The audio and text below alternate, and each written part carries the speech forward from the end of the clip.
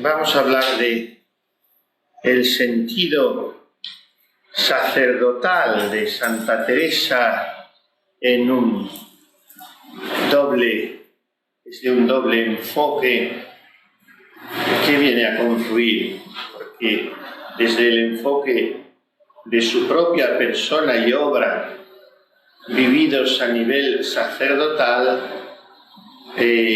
según el espíritu de la exhortación de San Pablo a los romanos, obsequio vobis fratres per misericordiam Dei, etc.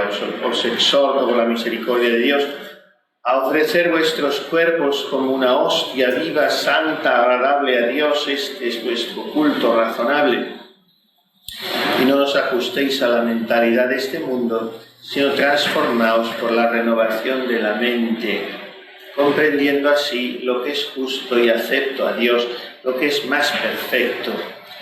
Esto es un móvil permanente de la vida de Teresa de Jesús, como digo, a nivel de su propia vocación personal, y así también lo proyecta sobre la obra que el Señor le pide hacer en la Iglesia, con un sentido de inmolación.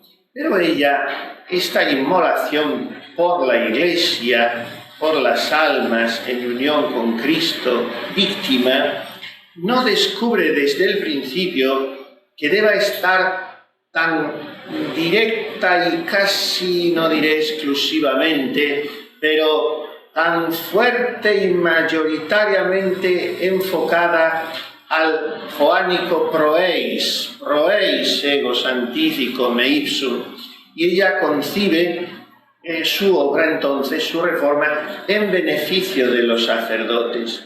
Ya digo, no tanto desde el inicio, porque en la Iglesia las obras que surgen, las fundaciones, se van dibujando progresivamente.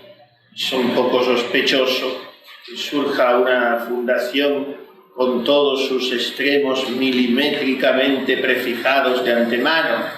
Bien, cuando es cosa de mujeres es fácil que traigan ya todas las concreciones de costumbres, de cosas porque son así, es una psicología, pero el enfoque espiritual y las fuerzas en este sentido van siendo como reveladas por Dios, no solo al fundador, sino al fundador en el conjunto del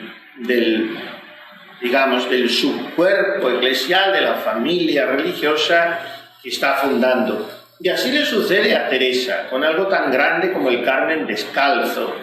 Ella quiere, porque el Señor se lo pide, no es que ella lo quiere, ni lo ha empezado, ni lo ha ideado, pero comenzar un reducto evangélico. Este es su objetivo, un portalico de Belén, rinconcito de Dios, paraíso de su deleite, un colegio de Cristo, todas estas cosas dice ella, un grupito pequeño donde todas se han de amar, 13 pobrecillas como Cristo y los apóstoles, pobreza con un sentido también, como decíamos, de minoridad franciscana, porque tenía esos influjos dentro del espíritu ermitaño, de soledad, de silencio del Carmelo. Y esto, naturalmente, en beneficio de la Iglesia. Cuando poco después de fundar San José de Ávila recibe la visita de un misionero español, Fray Alonso de Maldonado, que estaba misionando en California, y reúne a toda la comunidad en el locutorio para que le escuchen, entonces es un aldabonazo fuerte en su corazón, porque ese hombre venía a contarles de las muchas almas que allí se perdían por falta de obreros en la mies del Señor. Y esto enciende fuertemente el celo apostólico, el celo de almas de Teresa, también en ese sentido. Y para esto hacen falta sacerdotes. Después, dice en los primeros capítulos del Camino de Perfección, venid a saber los daños de Francia. Ya hemos dicho que para ella Francia era Europa y Europa era el luteranismo.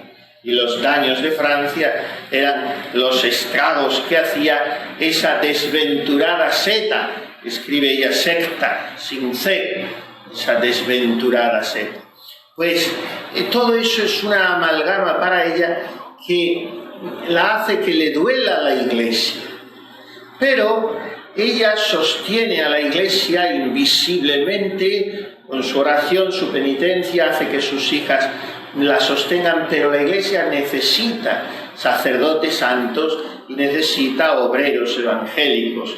Y entonces se va dibujando, perfilando progresivamente, ya en los primerísimos años, queda ya dibujado y lo escribe en el Camino de Perfección, el sentido de su reforma, que después se dará cuenta ella misma, que más que reforma es fundación de una nueva orden religiosa, como en beneficio de la santidad de los sacerdotes.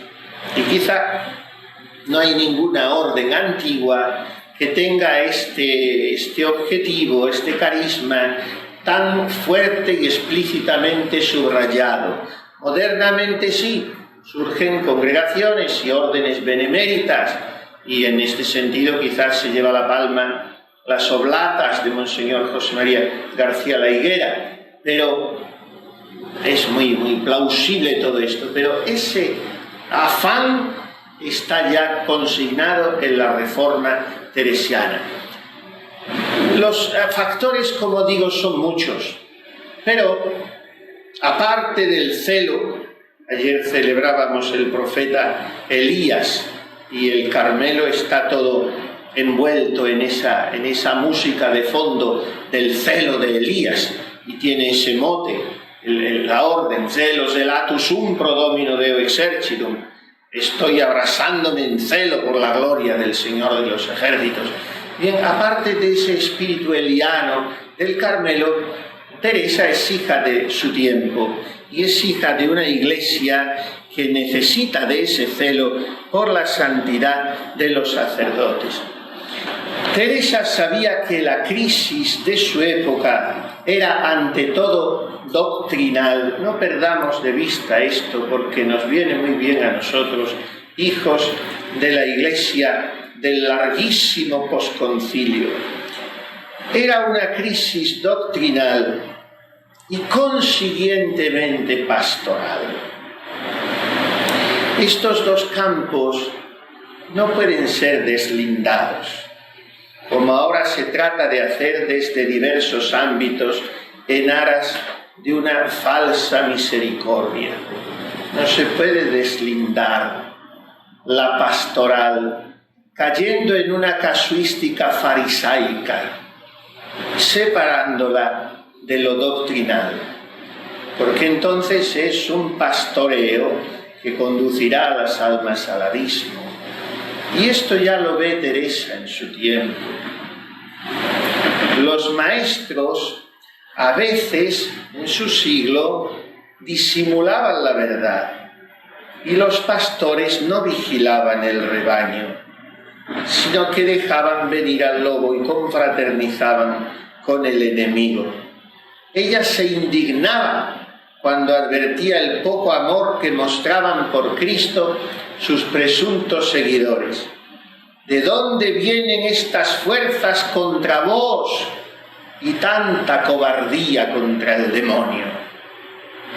Exclamaciones en los escritos de Teresa, muy valientes y muy interpelantes, por no decir hirientes. Esto nos dice a los ministros de Dios. ¿De dónde vienen estas fuerzas contra vos y tanta cobardía contra el demonio? Y por eso no le sufría el corazón que sus monjas fuesen remisas, perezosas, remolonas, cobardes en el combate. Las quería todas ocupadas en oración por los que son defendedores de la Iglesia y predicadores y letrados que la defienden. Y así ayudásemos en lo que pudiésemos a este Señor mío que tan apretado le traen a los que ha hecho tanto bien. Es una elipsis como tantas de las que usa. Tan apretado le traen a aquellos a los que ha hecho tanto bien.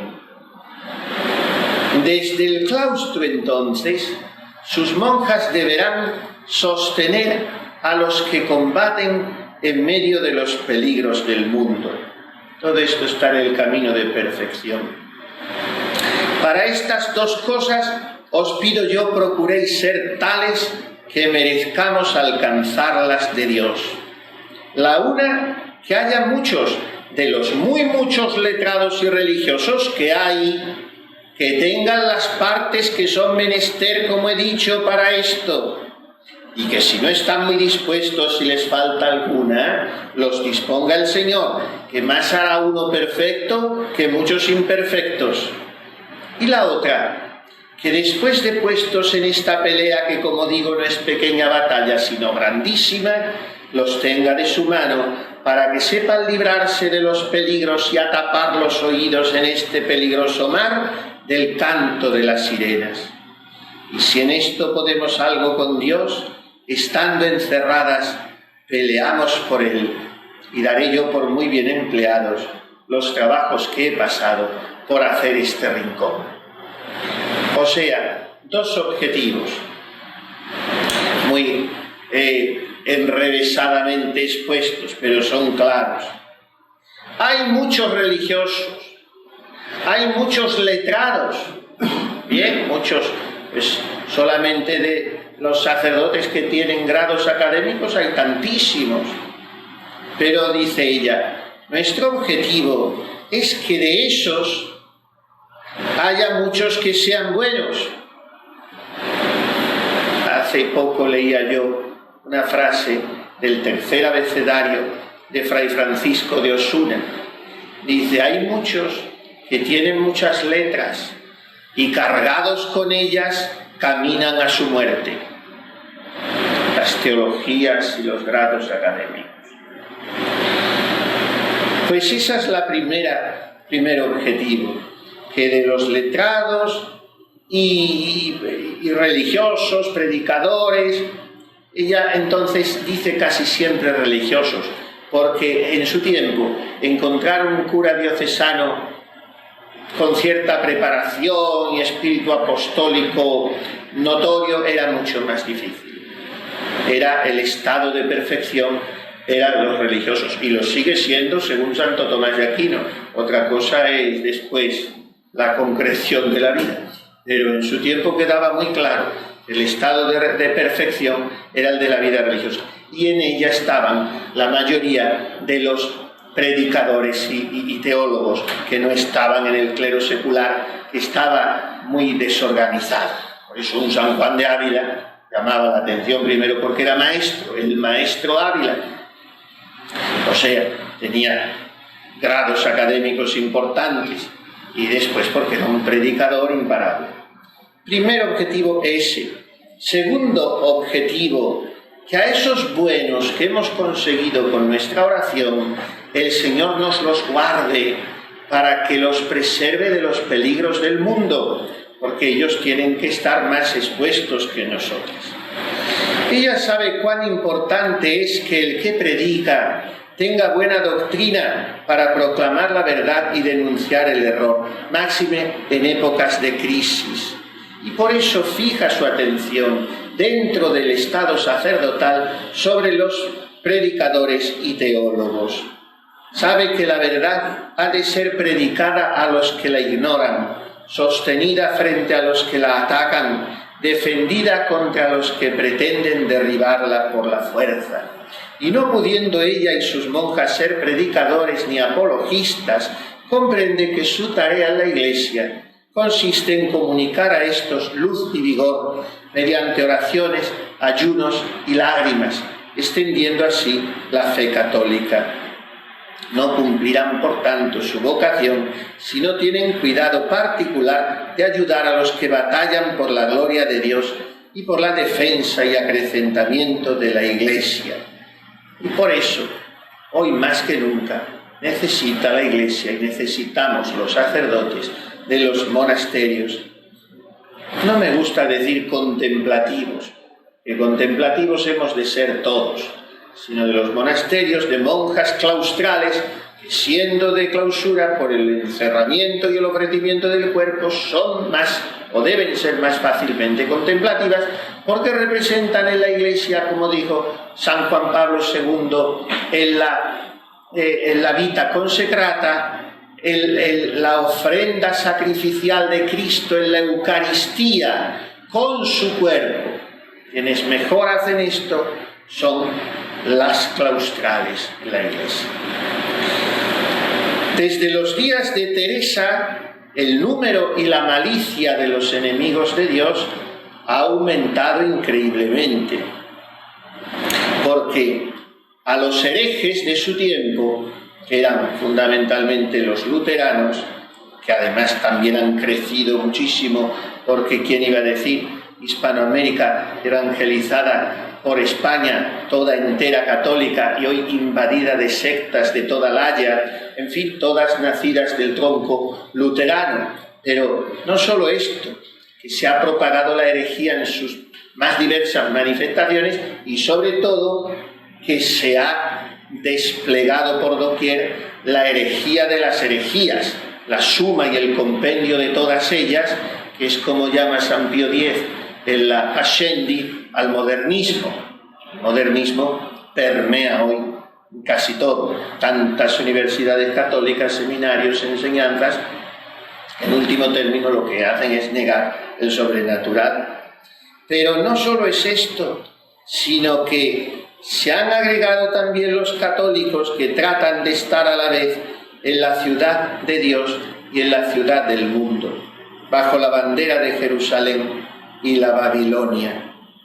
Y nuestro Señor hoy es muy duramente tratado por los hombres, incluso por los que deberíamos ser sus amigos, puesto que tiene tantos enemigos y tantos falsos amigos, que al menos los contemplativos, las almas espirituales, sean buenos.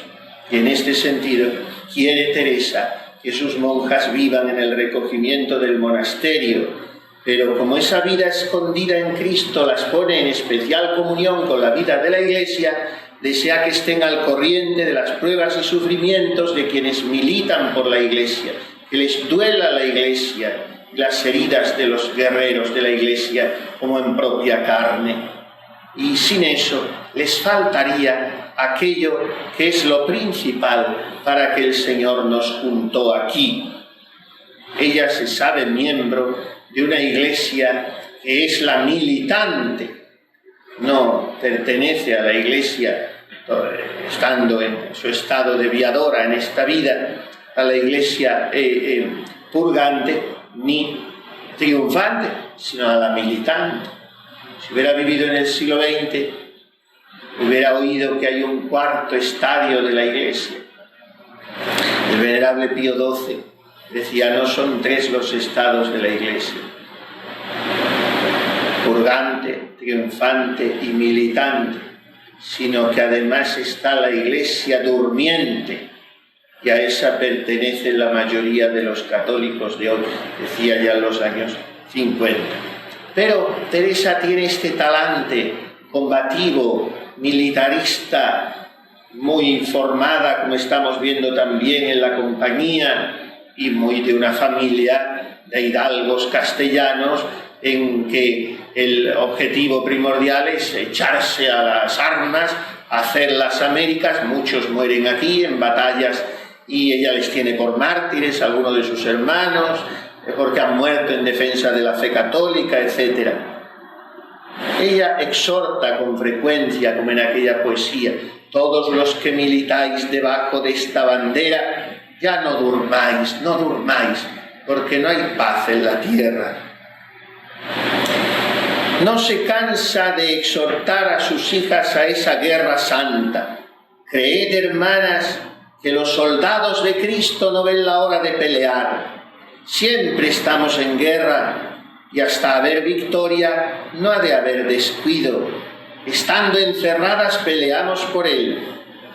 Pelead como fuertes hasta morir en la demanda, pues no estáis aquí a otra cosa sino a pelear.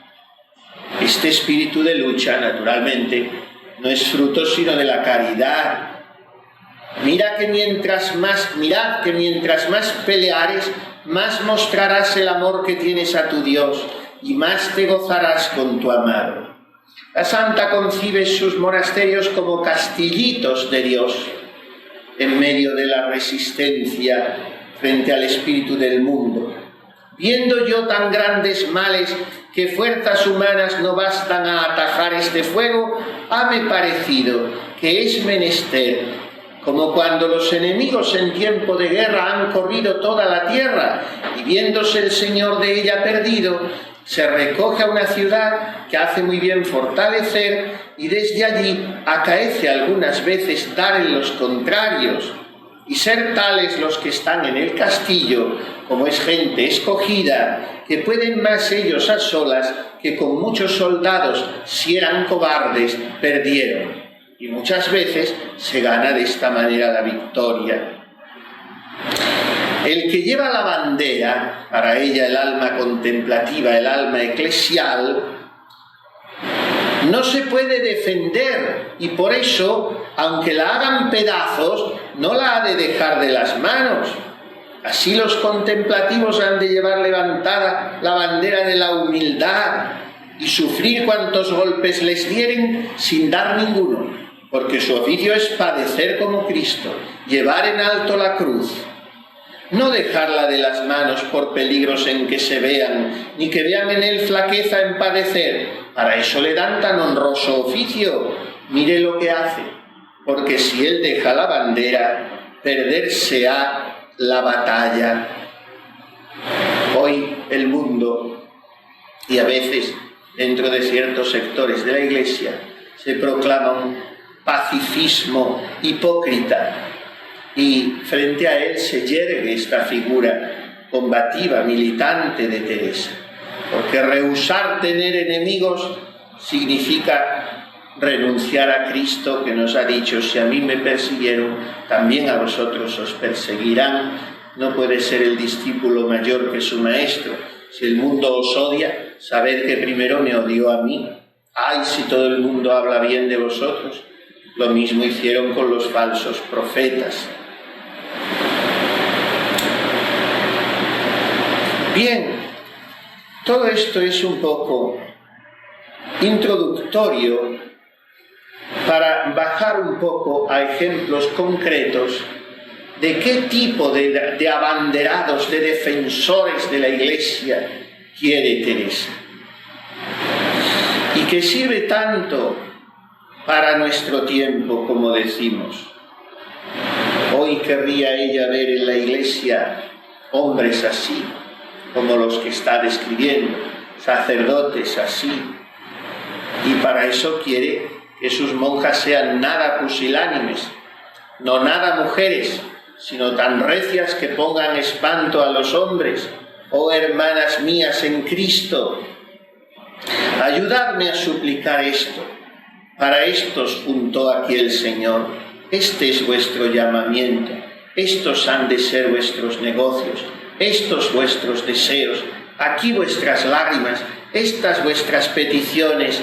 No, hermanas mías, por negocios acá del mundo, que yo me río y aún me congojo de las cosas que aquí nos vienen a encargar, hasta que roguemos a Dios por negocios y pleitos por dineros, a los que querría yo suplicasen a Dios, los repisasen todos. Ellos buena intención tendrán y allá lo encomiendo a Dios, mas tengo yo para mí que nunca me oye. Estáse ardiendo el mundo.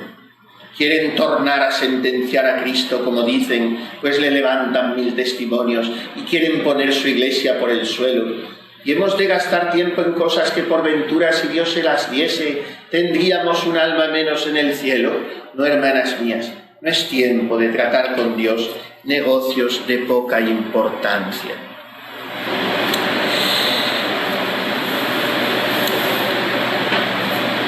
Exclama esto porque se encuentra, como venimos diciendo, en una situación eclesial poco halagüeña.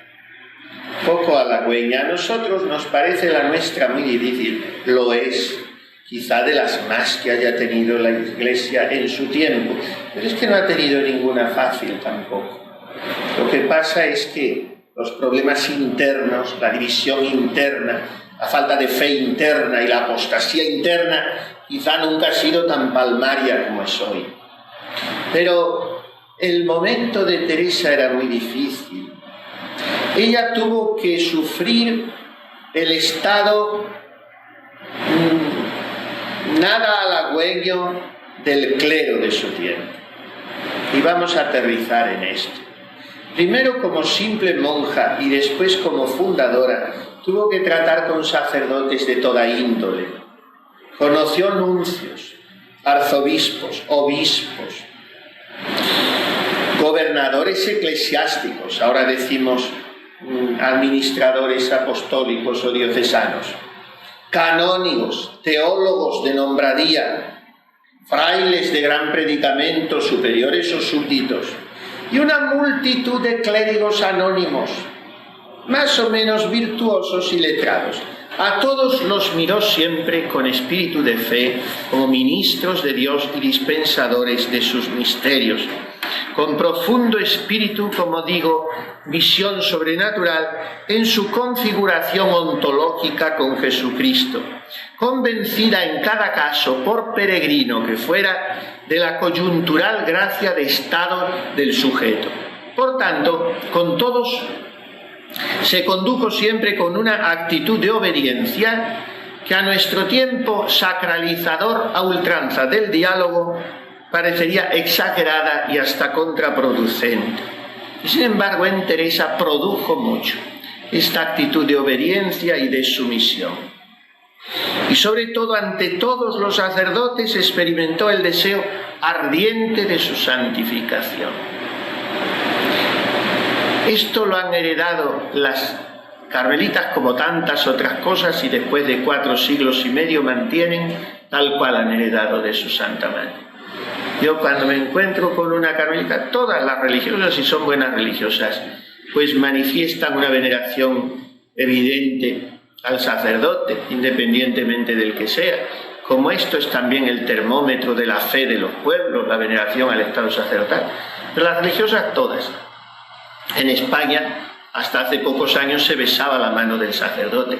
Aquí en estos países, siendo tan católicos y tan casi idólatras del padrecito, yo veo que no se besa la mano del sacerdote. En Perú, que yo voy mucho, y adoran al padre, al sacerdote, pero no hay costumbre de besar la mano. Bueno, en España se besaba siempre. ¿Ves una carmelita descalza?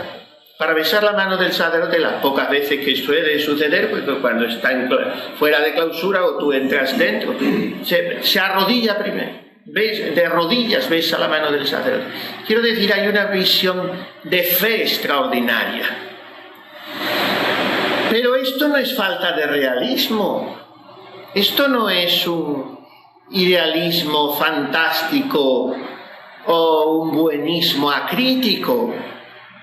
Santa Teresa sabía perfectamente, como lo sabrán sus hijas, otra cosa es que no lo digan y se aguanten, que no pocos sacerdotes eran ordenados con escasa o nula preparación. Entonces no había seminarios, los pone Trento. La situación de la preparación sacerdotal era una historia rocambolesca a veces. Pero hoy hay seminarios y bueno, pues bien, salimos como podemos. Bueno, pues ella lamentaba, hay una cosa que dice en la vida que es muy interesante, que es actualísima. Ella lamentaba que los predicadores van ordenando sus sermones para no descontentar. Buena intención tendrán y la obra lo será, mas así se enmiendan pocos. ¿Cómo no son muchos los que por los sermones dejan los vicios públicos? ¿Sabe qué me parece? Está escribiendo al padre García de Toledo como diciendo, toma nota, ya hemos dicho esta mañana. Y dice, ¿sabe por qué me parece que muchos no se convierten, no dejan los vicios? Es fantástica aquí Santa Teresa y tendríamos que tenerlo como máxima de nuestra predicación. Hoy todos son cursillos de homilética y libros y cosas que enseñan.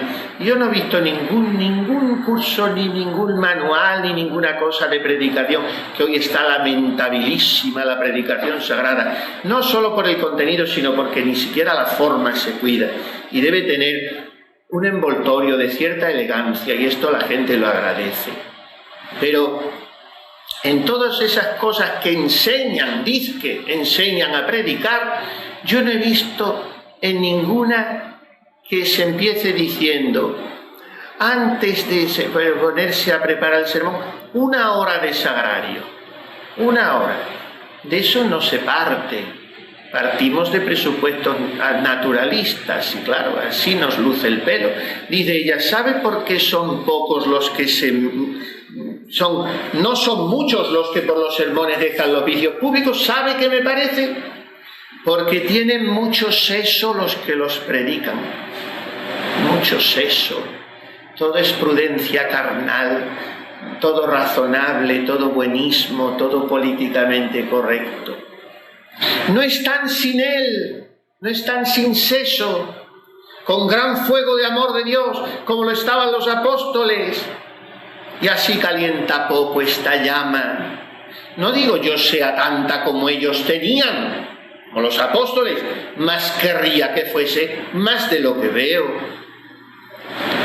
En la hora actual, mientras estase ardiendo el mundo, la predicación del Evangelio del crucificado no puede ser lánguida, horizontalista, sujeta a los parámetros de esa prudencia carnal, carente de parresía evangélica y martirial. La actitud, no por realista menos reverencial, de Teresa hacia los sacerdotes, no es fruto ni de un buenismo acrítico, ni de una necesidad materno-afectiva, ni de una inmadura dependencia femenina, sino de un acendrado y desprendido espíritu de fe católica, uno de cuyos más inconfundibles barómetros es la veneración al estado sacerdotal, más allá de aquellos que le ponen rostro en cada circunstancia. Su fe desnuda en la virtud de la ordenación sacerdotal, que hace prevalecer el nivel ontológico sobre el moral, se pone de manifiesto en esta gracia mística que narra paladinamente en el libro de la vida. Llegando una vez a comulgar, vi 2 demonios con los ojos del alma, más claro que con los del cuerpo. Siempre que dice con los ojos del alma, quiere decir visión imaginaria. Impresión en su imaginación que le permite después explicar la forma que tenían los demonios, etc. Si es visión intelectual no puede explicar nada porque no ve nada, ni con los ojos del cuerpo, que no vio nunca nada, ni con los del alma, porque es una impresión en su intelecto, desprovista de elementos sensibles. Pero esto es visión imaginaria. Vi 2 demonios con los ojos del alma más claro que con los del cuerpo, con muy abominable figura. Paréceme que los cuernos rodeaban la garganta del pobre sacerdote, y vi a mi Señor puesto en aquellas manos, que se veía claro ser ofendedoras suyas, y entendí estar aquel alma en pecado mortal. Dióme tan gran turbación que no sé cómo pude comulgar. Díjome el mismo Señor que rogase por él, y que lo había permitido para que entendiese yo la fuerza que tienen las palabras de la consagración y cómo no deja Dios de estar allí, por malo que sea el sacerdote que las dice, y para que viese su gran bondad, cómo se pone en aquellas manos de su enemigo, y todo para bien mío y de todos. Entendí bien cuán más obligados están los sacerdotes a ser buenos que otros, y cuán recia cosa es tomar este santísimo sacramento indignamente, y cuán Señor es el demonio del alma que está en pecado mortal. Vida 38, 23. Ese capítulo que yo decía esta mañana es interminable porque narra tantísimas gracias, fenómenos místicos, gracias extraordinarias, digamos. Gracias místicas, eso es otra cosa. Teresa quiere sacerdotes mejores que los demás, porque celebran la Santa Misa. No dice, porque es el hombre para el pueblo, porque tiene que dar ejemplo, porque tiene que estar con los pobres, con los niños, con las familias. Nosotros tenemos que hacer todo eso y mucho más. Y tenemos que ser buenos, porque tenemos que enseñar a los demás a ser buenos. Pero no ese es el móvil fundamental, porque ese sería un móvil natural, horizontal. Tenemos que ser buenos porque confeccionamos la Eucaristía, porque somos los hombres de Dios. En este sentido pone el acento la Santa. Porque un cartujo no tiene que ser un hombre para el pueblo, y tiene que ser un santo porque celebra cada día la Eucaristía. Ella desea a los sacerdotes estudiosos y con experiencia para dirigir las almas según el querer de Dios. Ejemplares, en tanto que responsables de las almas y comunidades confiadas a su cuidado. En un párrafo de hondo sabor habilista, exclama: han de ser los que esfuercen la gente flaca y pongan ánimo a los pequeños. Buenos quedarían los soldados sin capitanes. Han de vivir entre los hombres y tratar con los hombres y estar en los palacios y aun hacerse algunas veces con ellos en lo exterior. ¿Pensáis, hijas mías, que es menester poco para tratar con el mundo y vivir en el mundo y tratar negocios del mundo y hacerse a la conversación del mundo y ser en lo interior extraños del mundo y enemigos del mundo y estar como quien está en destierro y en fin no ser hombres sino ángeles? Porque a no ser así, ni merecen nombre de capitanes ni permita al Señor salgan de sus celdas, que más daño harán que provecho, porque no es ahora tiempo de ver imperfecciones en los que han de enseñar. Camino de perfección 3.3. He empezado diciendo un párrafo de sabor habilista que recuerda aquellas exhortaciones ardientes del maestro Ávila a los clérigos de Córdoba. Esto, padres, es ser sacerdotes, que amansaren a Dios cuando estuviere ahí enojado con su pueblo, que tengan experiencia de que Dios oye sus oraciones, que tengan virtudes de ángeles y aún más que de ángeles, pues sobre sus hombros echa Dios una carga que a los ángeles pone espanto. Relicarios somos de Dios, casa de Dios, y a modo de decir criadores de Dios, a los cuales nombres conviene gran santidad. Teresa sufrió con la Iglesia debido al cisma de Occidente por la Reforma protestante, pero también hubo de sufrir dentro de la Iglesia a causa de los pecados, de la incomprensión y de la hostilidad de miembros cualificados de la Iglesia de su tiempo. Y tuvo que denunciar con palabras severas la conducta de algunos eclesiásticos, cuya vida decía mucho del alto ministerio que desempeñaban. En el libro de las Fundaciones, 10:11, no sin ironía les acusa diciendo: ¡oh gente ilustre! Ilustres. Entonces tenían tratamiento, no olvidemos esto, de ilustrísima los prelados.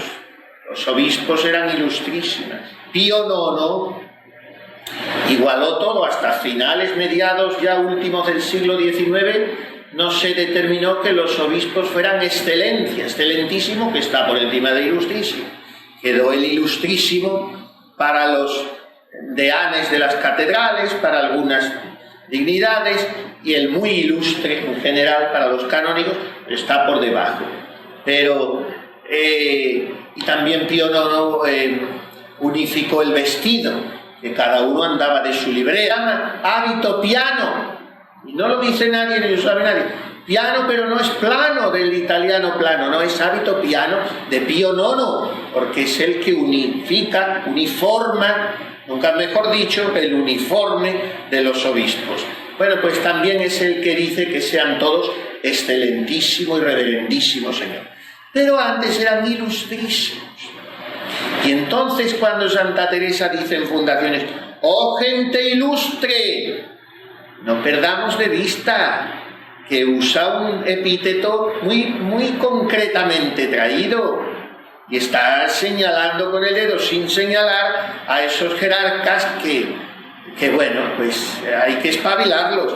Y de, oh gente ilustre, abrid por amor de Dios los ojos, mirad que los verdaderos caballeros de Jesucristo y los príncipes de su iglesia, un San Pedro y un San Pablo, otra vez comparación, ahora hasta con los cardenales, los príncipes de su iglesia, los apóstoles Pedro y Pablo, los obispos, ellos no llevaban el camino que lleváis. ¿Pensáis por ventura que ha de haber nuevo camino para vosotros? No lo creáis. Esto lo veía claramente. No era una buenista. Porque son santos, porque son santos. No, se callaba y de vez en cuando echaba un réspice de estos, pero no otras cosas. Pero nunca se apartó de las enseñanzas de la Iglesia en un momento en que acechaba la herejía. Sin fiarse de sus experiencias místicas, siempre sometió sus escritos al dictamen de su autoridad. Repetidamente expresó su adhesión a la interpretación oficial que hacía la Iglesia Católica de la Sagrada Escritura y mantuvo siempre una sumisión leal a la jerarquía. Ciertos eclesiásticos la hicieron sufrir muchísimo, poniendo trabas a su obra reformadora y dudando de su utilidad. En la fundación de Toledo tropezó con serias dificultades. La sede primada estaba vacante porque habían encausado la Inquisición al pobre arzobispo dominico Fray Bartolomé de Carranza, una figura muy interesante. Yo le quiero mucho porque le encarné. Le hicimos una obra en el seminario de Toledo, hacíamos a lo grande, una obra de teatro el Día de la Inmaculada para regalársela al señor cardenal después de las vísperas. Era todo, como digo, los decorados, los vestuarios, éramos 100 y pico seminaristas, y entonces un año decidieron los superiores que se hiciera una obra de Calvo Sotelo, un dramaturgo importante español de la posguerra, tío del que luego fue presidente del gobierno en la transición, y me pidieron hacerle el protagonista, El proceso al arzobispo Carranza, una obra interesantísima. Bueno, pues a este hombre, una tensión dramática y un sentido eclesial. Este hombre era dominico, Balión Valer, le hicieron arzobispo de Toledo.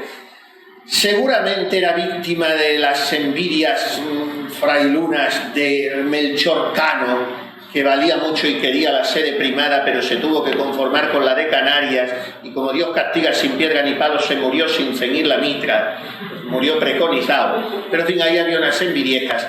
Este Carranza era un pelín esnovista, digamos que no era un modernista, pero hacía algún guiño y le tildaron de lo peor que se podía tildar entonces sin llegar a decir hereje, que era erasmista.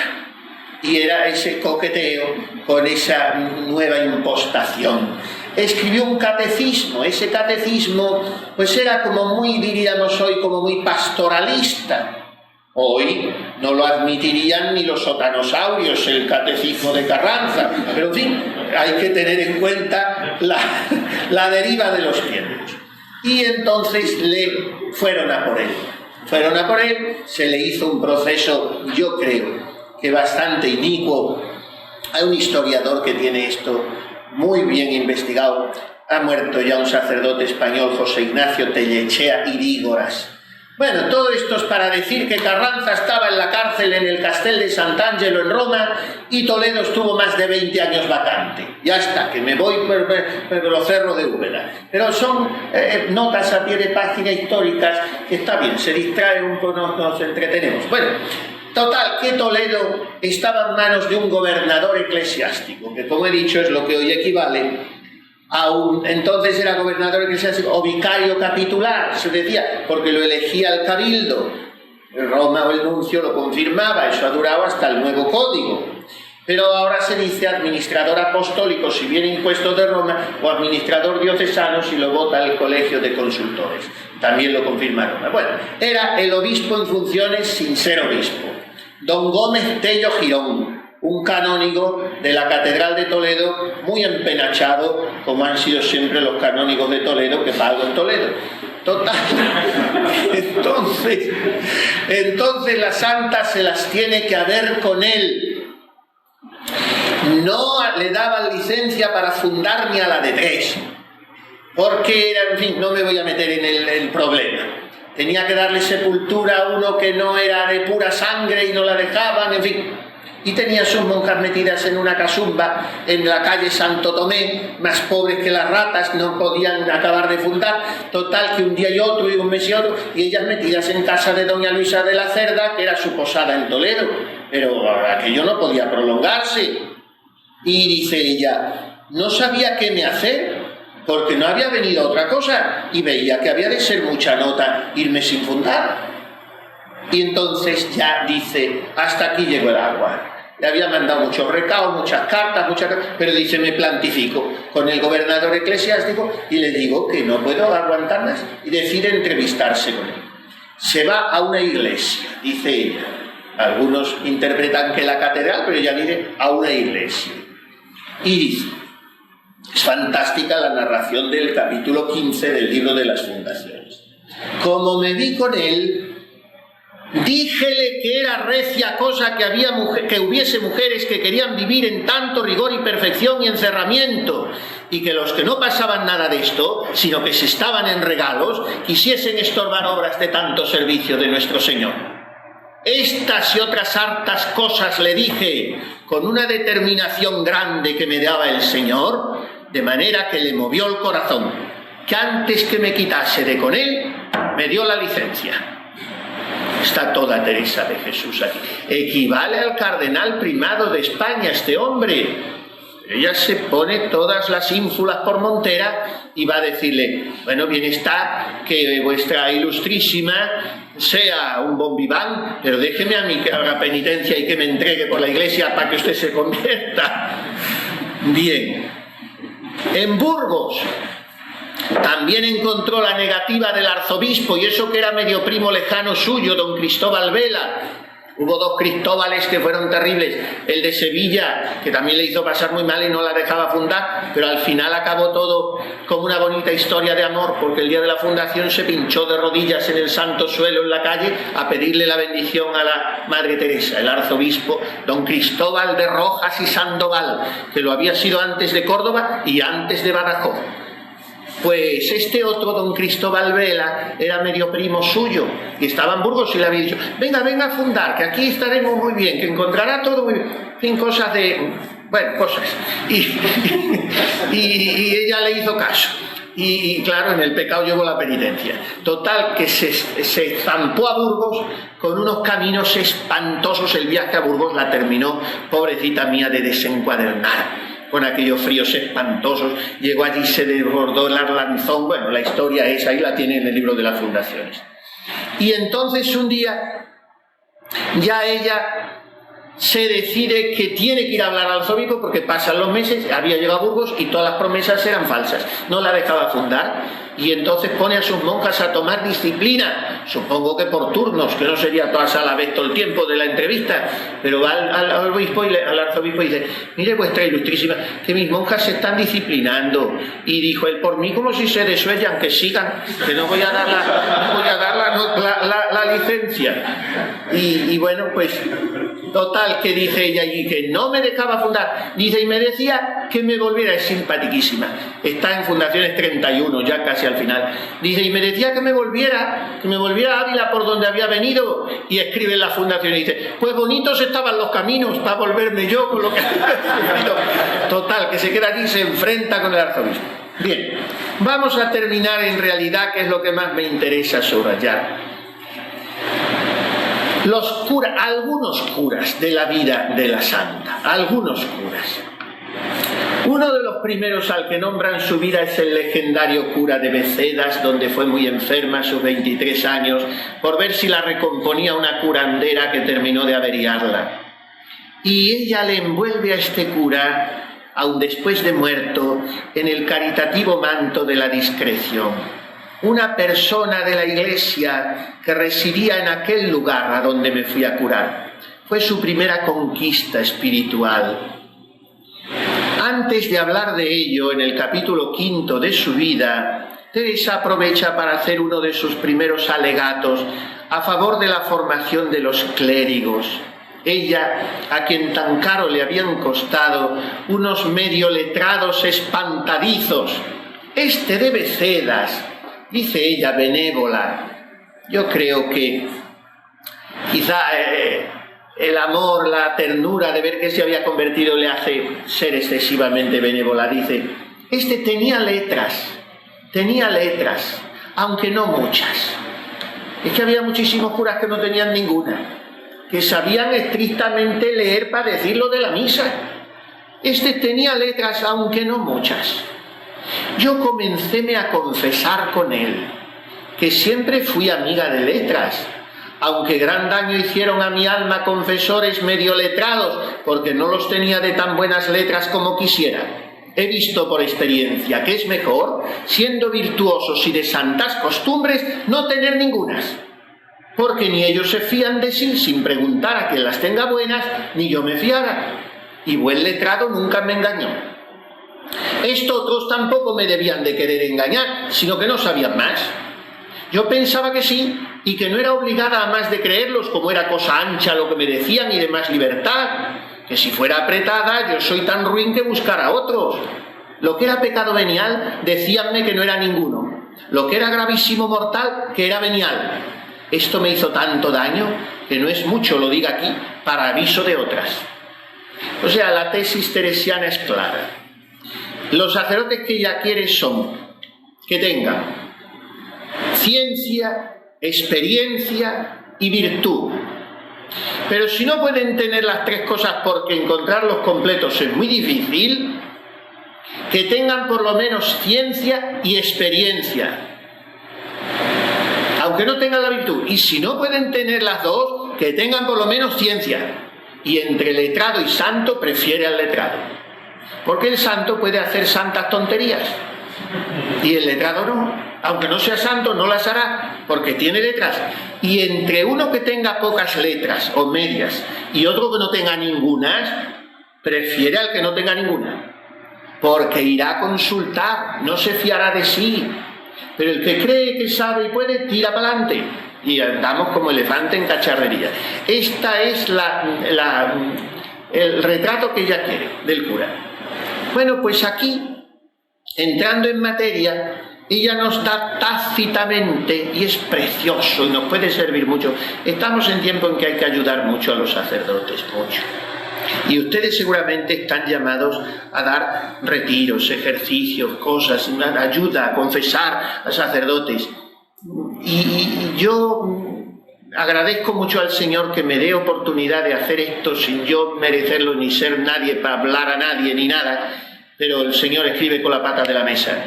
Y entonces cuando hablo con sacerdotes es que son muy buenos los sacerdotes, tienen muchos deseos y hay que ayudarles a desempolvar el primer amor. Como dice Machado, creí mi hogar apagado, removí la ceniza, me quemé la mano, porque está la brasa, pero hay que ayudar a remover. Y el problema es la soledad, están solos. Ustedes tienen una vida de comunidad que es muy crucificante, porque aguantar al de al lado un día y otro se las trae en lata, pero tiene muchas ventajas. La vida de comunidad tiene muchas ventajas y el sacerdote secular no la tiene. Y está la soledad, están los peligros de hoy tan tremendos, está el descuido en que se encuentran por parte de aquellos que más tendrían que cuidarlo muchas veces, en fin, tantas cosas, y sobre todo el abandono de la oración. Bueno, pues Santa Teresa nos da un prontuario precioso de comportamiento con los sacerdotes a los que tengamos que ayudar. Un sacerdote que se encuentra solo, tentado, en peligro, desesperado quizá. Primero, valorarle, no menospreciarle nunca, ni exterior ni interiormente, valorarle. Del cura de Beceras, que dejaba tanto que desear, comienza calificándolo ella con suma benevolencia, de harto buena calidad y entendimiento. En realidad la del entendimiento era ella, que apenas empieza a confesarse con él, echa de ver enseguida que el malaventurado clérigo se aficionó en extremo a mí. No fue la afición mala, más de demasiada venía a no ser buena. Tenía entendido de mí que no me determinaría a hacer cosa contra Dios que fuese grave por ninguna cosa, y él también me aseguraba lo mismo, y así era mucha la conversación. El cura se había prendado de aquella joven monja que solo le buscaba para hablar de Dios, a quien tan olvidado tenía él. Hacíale confusión ver esto, y con la gran voluntad que me tenía, comenzó a declararme su perdición. Y no era poca, porque había casi 7 años que estaba en muy peligroso estado, con afición y trato con una mujer del mismo lugar, y con esto decía misa. Era cosa tan pública que tenía perdida la honra y fama, y nadie le osaba hablar contra esto. O sea, Teresa primero evita en sí misma cualquier desequilibrio en su afecto hacia el pobre sacerdote y endereza la gran voluntad de él hacia ella. Teresa ama desde su libertad virginal y así libera el corazón de aquellos a quienes trata. Todos quedan prendados, pero no prendidos de ella. Y conocida la miseria del clérigo concubinario, no lo rechaza ni siente desvío hacia él.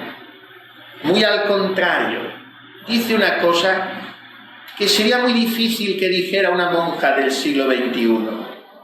Se asustarían, dirían, esto es un peligro para mí, pero ella deja fluir el afecto. Cuando el afecto es limpio, no hay que tener pudor falso. A veces nos han educado en una represión del afecto artificial. Si no hay nada turbio, hay que dejarlo correr, porque omnia vincit amor. El amor todo lo vence, pero si no expresamos el amor, no podemos ayudar al otro. Pero hay que hacerlo con libertad. Claro, si se ve que por el bien espiritual del otro voy a estropear el mío, entonces no, el bien espiritual propio está antes que el ajeno. Pero Teresa es una mujer tan en Dios y tiene 23 años y es una monja que está en peligro porque no fue nunca espectacularmente guapa, pero era, diríamos hoy, era muy mona Santa Teresa, sí. Tenía unas cejas rubiecitas, la cara redondita y los ojos bien papujados. Los retratos que tenemos son muy simpáticos, retratos literarios, y sobre todo tenía 3 lunares en fila, 2 encima del labio y 1 debajo, que eso hace muy resultonas a las mujeres. Total que estaba bien, bastante bien. Y monina, vamos, ya digo, no de chillarle, pero mona. Las manitas muy bien formadas, en fin, los retratos la pintan muy completa. Y era mona, y sobre todo tenía una conversación que era una robacorazones. Es que era imposible no rendirse ante ella, pero al mismo tiempo no ataba, liberaba, es lo que hacen las almas santas, y ahí no había peligro. Y ella deja correr el afecto y dice, hízoseme gran lástima, porque le quería mucho. Confiesa, sin rebozo, le quería mucho. Se entera de que está viviendo carnalmente con una mujer hace 7 años y diciendo misa. Y no dice, qué desgraciado, no, me dio mucha pena porque le quería mucho. Y ahí está el secreto, el único camino para redimir a un pecador, y más si es un sacerdote, quererle mucho, sin miedos timoratos, sin distancias diplomáticas, sin autosuficiencias farisaicas, sin empaquetamientos clericaloides. No, eso no es evangélico, nada de eso. Pero somos así, nos han insistido a veces tanto, ahora ya no se insiste nada, pero en fin, todo trae una herencia de siglos. en la gravedad religiosa y en el pondus y en la dignidad de nuestro oficio, que vamos marcando unas distancias insoportables. Y entonces, claro, esa ya murió, padre, gracias, Dios se lo pague.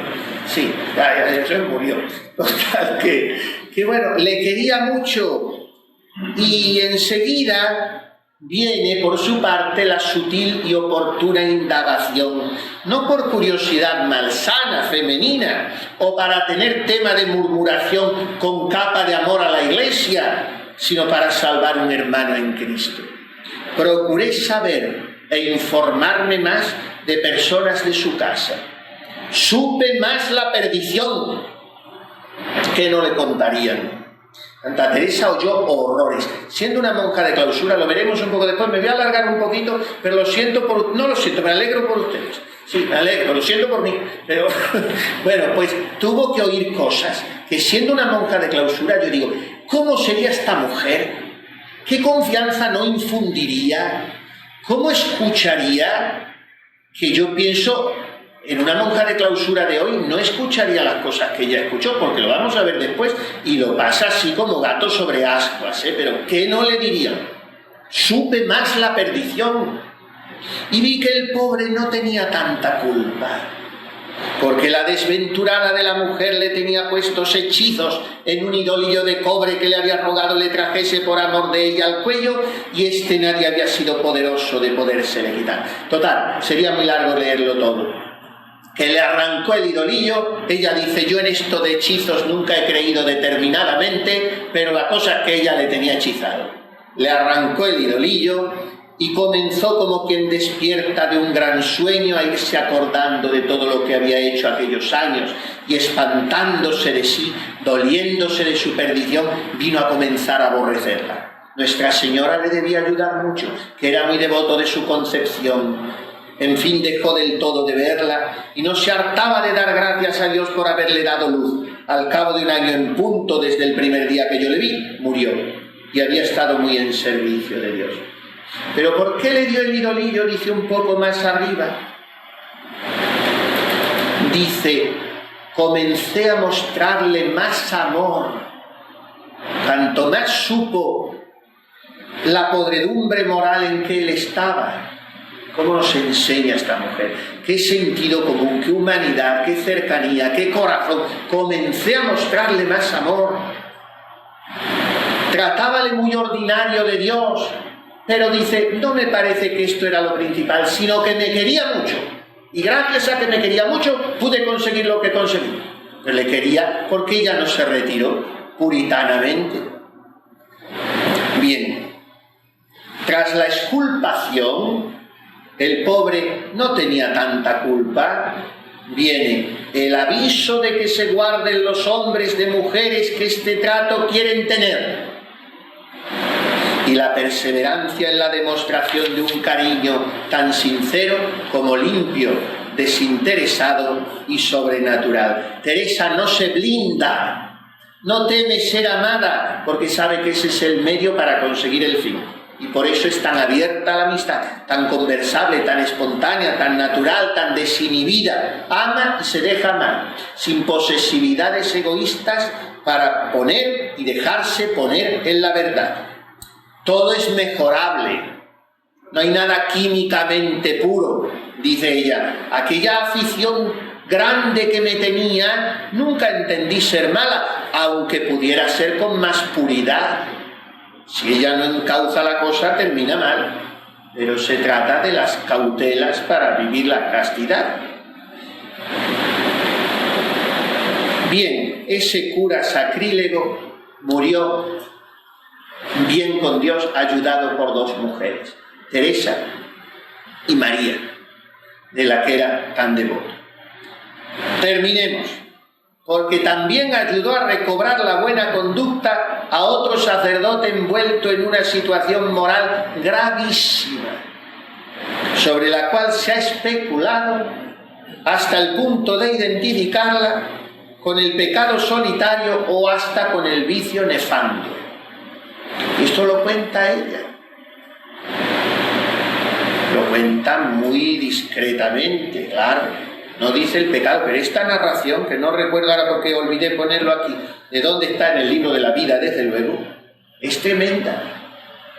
Vino una persona a mí que había 2 años y medio, además que le contaban todo C por B, le contaban en género, número y especie, lugares, los tiempos, la dejarían turulada. Ella en su vida, cosas deshonestas, naturalmente las aborrecía, no sabe nada de nada. Cuando al final de su vida su hermano Lorenzo, que viene de las Américas, de Quito, y aporta a Sevilla cuando ella está fundando en Sevilla, que la viene Dios a ver con Lorenzo porque le da los dineros para que compre la casa de la calle Pajería, que era la mejor de Sevilla, todavía está en pie. Pues le quería entrañablemente a su hermano Lorenzo y tiene unas cartas de dirección espiritual a su hermano preciosas. Y termina diciendo, mire, le mando ese cilicio, no se lo ponga cuando esté durmiendo ni cuando se vaya a acostar, se pone un poquito para hacer la oración, un poquito, no mucho tiempo, suficiente, que no le haga mal a la salud, pero que en fin, que le pique un poco para que se acuerde. Total, dice, le mando y haga la oración así, asado y tal y que cual. Y termina la carta y dice, porque le había mandado unos dulces, unos caramelos, en fin, dice, riéndome estoy, que él me manda confites y yo silicios. Dice, bueno, pues en otra carta se ve que su hermano Lorenzo le ha escrito, porque se dio mucho a la oración, mucho y muy seriamente, y le ha escrito que en medio de la oración le vienen movimientos corporales torpes. Y entonces, digo, la confianza que tenían con esta mujer, que le cuentan de todo. Y ella le dice, mire, sobre eso que me dice de las reacciones, de los movimientos corporales, yo no sé nada. Yo eso no le puedo contestar, porque yo esas cosas nunca las he tenido ni las he sabido. Pero dicen que a veces la redundancia de los gustos de Dios en la sensibilidad, pues pueden afectar también un poco esos niveles corporales. Le dice así muy suavemente, pero empieza diciendo, pero yo ahí lo siento, pide que le asesore bien, porque yo nunca he sabido nada de eso. Y es verdad, fue un ángel de pureza que en su juventud pues los tuvo así, porque como digo, se los llevaba de calle, pero no se manchó nunca con nada. Bueno, pero sin embargo, ya de monja se tuvo que enterar de horrores espantosos. Se quedaría tan tranquila porque si hubiera mostrado susto o asombro, dejarían de contarle. El caso de este cura es tremendo y nos sirve muy bien a nosotros para ayudar, porque dice, vino una persona a mí que había 2 años y medio que estaba en un pecado mortal de los más abominables que yo he oído. Si hubiera sido como el del cura de Beceda, lo dice tan tranquilamente como lo había mostrado, suavemente, pero lo dice. Este era peor que el del cura de Beceda. Por lo tanto, pues podemos imaginar, o mejor que no imaginemos, de los más abominables que yo he oído. Y en todo este tiempo ni le confesaba ni se enmendaba y decía misa.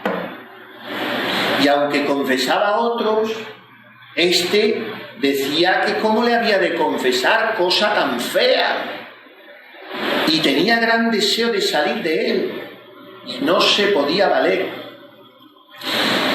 Teresa experimenta también aquí un sentimiento entretejido de compasión humana y de dolor por el sacrilegio y la profanación eucarística y sacerdotal.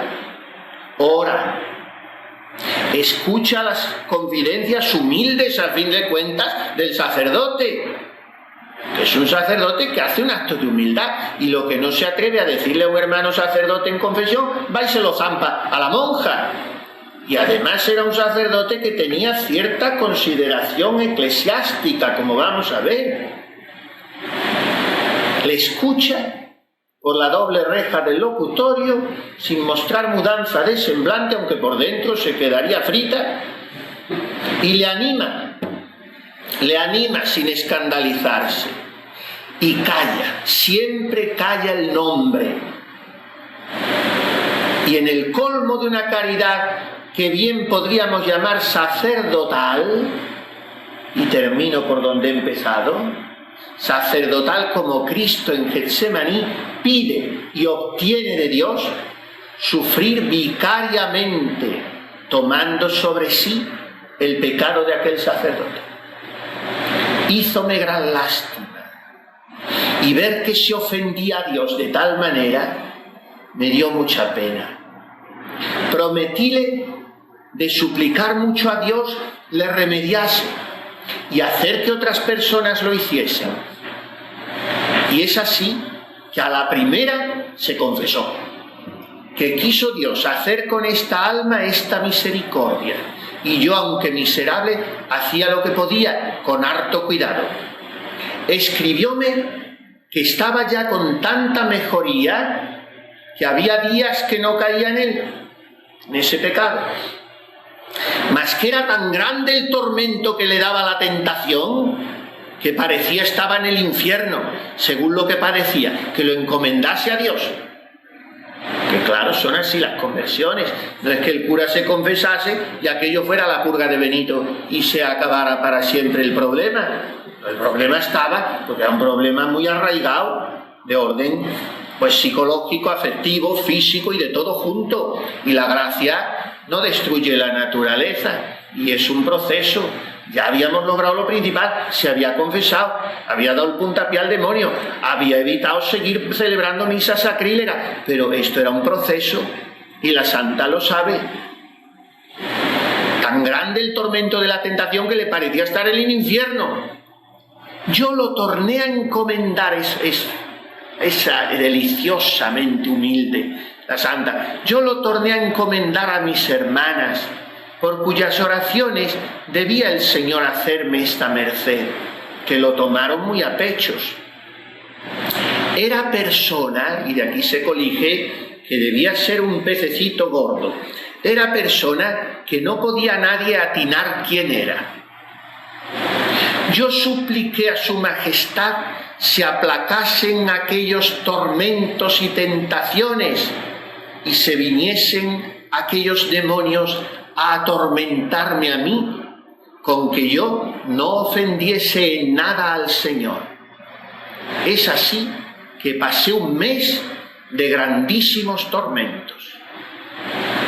Y el proceso de liberación, que fue una suerte de exorcismo teresiano del sacerdote, fue adelante y le convirtió. El sentido sacerdotal de Teresa de Jesús raya en la Iglesia como muy pocos, de alto. Incluso si lo comparamos con el de santos sacerdotes y maestros del sacerdocio católico. Pero en fin, no desdice declamaciones sacerdotales de San Juan de Ávila, como he dicho antes, o de San Juan Crisóstomo en los 6 libros del sacerdocio, o de San Ligorio en la selva o en la santidad sacerdotal. Así es que vamos a pedirle nosotros la gracia de ser santos sacerdotes y de saber y poder ayudar cuando se nos presente la ocasión a muchos hermanos sacerdotes nuestros, más de los que nos creemos, que lo necesitan.